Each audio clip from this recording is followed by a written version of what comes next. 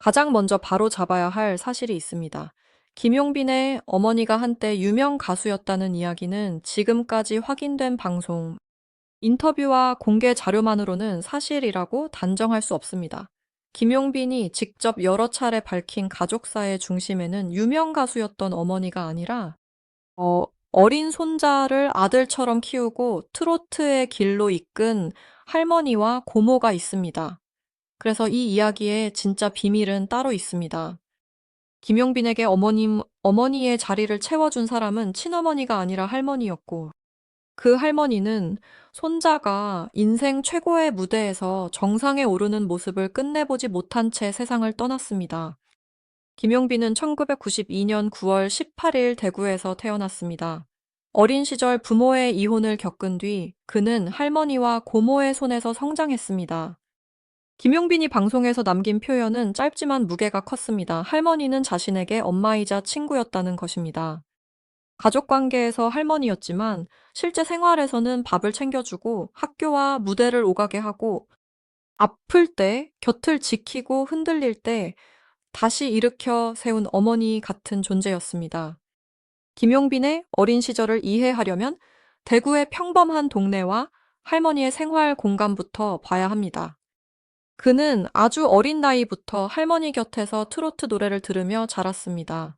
4살 무렵부터 노래를 즐겨 불렀다는 이야기가 전해지고, 딸에는 가요제에서 두각을 나타낼 정도로 빠르게 재능을 드러냈습니다. 할머니는 손자의 목소리가 평범하지 않다는 것을 누구보다 먼저 알아봤습니다. 단순히 노래를 잘한다고 칭찬하는 데서 멈추지 않았습니다. 직접 대회와 행사장을 찾아다니고 무대에 설 기회를 만들고 어린 손자가 낯선 사람들 앞에서도 주눅 들지 않도록 곁을 지켰습니다. 결과는 빨리 나타났습니다. 김용빈은 2004년 11월 1일 선아야로 정식 데뷔했습니다. 당시 나이는 12살이었습니다. 또래들이 학교와 친구 이야기로 하루를 보내던 시기, 김용빈은 무대 조명 아래에서 마이크를 잡았습니다. 사람들은 그를 트로트 신동이라 불렀습니다.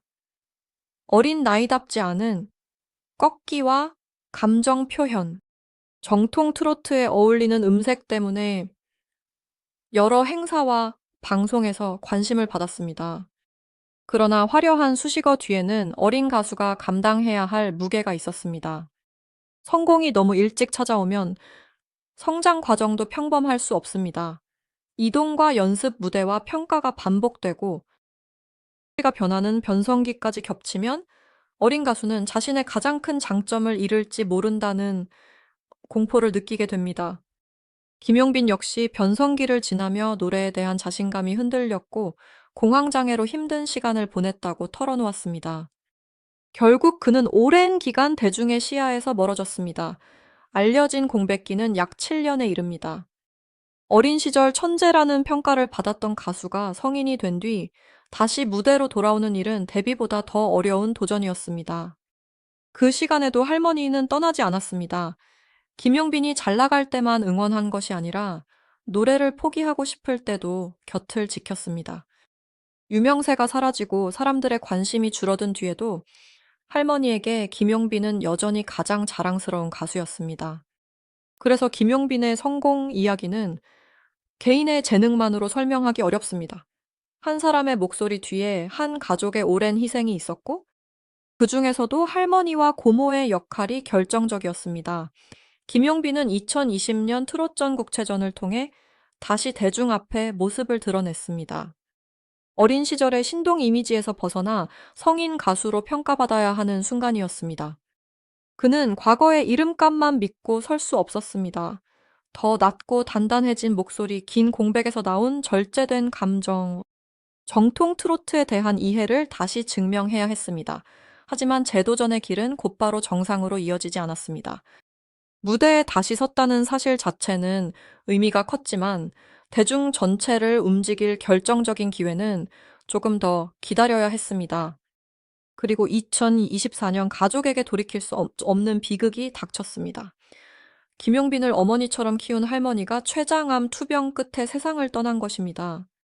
방송에서 공개된 내용에 따르면 할머니는 약 7개월 동안 투병했고 김용빈은 임종을 불과 몇 분 앞두고 도착해 마지막 순간을 함께 했습니다.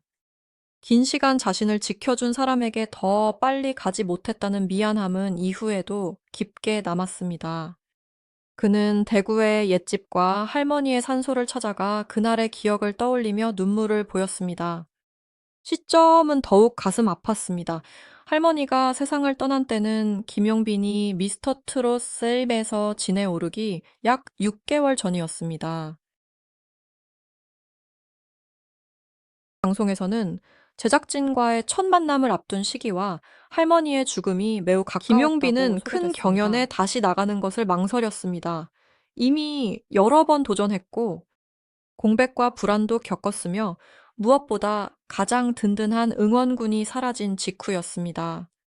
그러나 할머니는 생전에 손자가 다시 큰 무대에서 노래하는 모습을 보고 싶어 했습니다. 그 바람은 김용빈이 포기하지 못하게 만든 마지막 약속이 됐습니다. 2024년 12월 시작된 TV조선 미스터 트롯 씨름에서 김용빈은 더 이상 과거의 신동이 아니었습니다. 데뷔 21년차 가수였고 실패와 공백 가족의 죽음을 견딘 참가자였습니다. 그의 노래가 다른 참가자들과 달리 들린 이유도 여기에 있었습니다. 기술만 보여주는 목소리가 아니라 지나온 세월을 눌러 담은 목소리였기 때문입니다. 한 소절을 길게 끌 때마다 기다림이 느껴졌고, 이 이별 노래를 부를 때마다 실제로 소중한 사람을 떠나 보낸 사람의 감정이 묻어났습니다. 결승전이 방송된 2025년 3월 13일 김용빈은 최종진에 올랐습니다. 실시간 문자 투표에서 그는 44만 3,256표를 받았고 유효표 가운데 27.01%를 차지한 것으로 집계됐습니다. 최종 우승 상금은 3억 원이었습니다. 12살에 데뷔한 뒤 약 21년을 버틴 가수가 마침내 전국적인 경연의 정상에 오른 순간이었습니다. 하지만 김용빈이 가장 먼저 떠올린 사람은 무대 아래의 관객도 심사위원도 아니었습니다. 자신을 키우고 노래를 가르치고 끝까지 믿어준 할머니였습니다. 우승 뒤 김용빈은 할머니의 묘소를 찾았습니다. 그는 할머니가 1등 하는 모습을 봤다면 얼마나 좋아했겠느냐며 눈물을 보였습니다. 모든 것이 할머니 덕분이라는 말도 남겼습니다. 정상에 올랐지만 기쁨만으로 채워지지 않는 이유가 분명했습니다. 가장 보여주고 싶었던 사람에게 결과를 직접 보여줄 수 없었기 때문입니다. 그래서 그의 우승은 화려한 성공이면서 동시에 너무 늦게 도착한 편지와도 같았습니다. 상금 3억 원의 사용 계획에서도 가족의 의미는 드러났습니다. 김용빈은 자신을 위해 쓰기보다 자신을 키워준 고모에게 전액을 드리고 싶다고 밝혔습니다.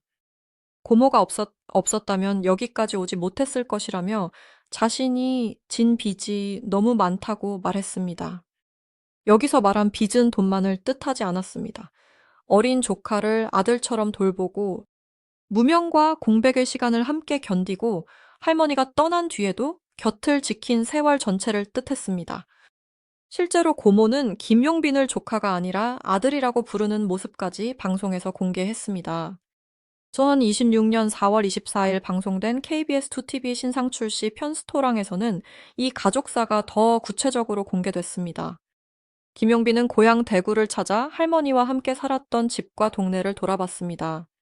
할머니가 해주던 음식을 다시 만들고 남아있는 생활의 흔적을 바라봤습니다.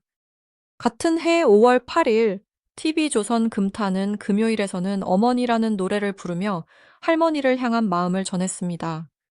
다른 출연자들이 부모의 응원을 받는 모습을 볼 때 부러움을 느꼈다는 고백도 나왔습니다. 이 장면은 그가 왜 할머니를 어머니라고 부르는지 설명해 줬습니다. 그렇다면 처음 제기된 유명 가수였던 어머니 이야기는 어디에서 나온 것일까요? 현재 확인 가능한 주요 방송과 기사에서는 김용빈의 친어머니가 유명 가수로 활동했다는 구체적인 이름 대비 연도 음반, 방송 기록이 제시되지 않았습니다.